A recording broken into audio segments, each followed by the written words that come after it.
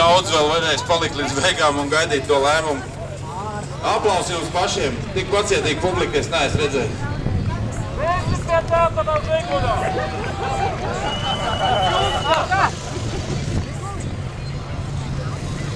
Aplaus droši vien arī Valteram Zīvertam, kurš glāb, ko varēja ar muci braucot tā kā ar sacīkšu mašīnu, bet, nu, par maz tā visu.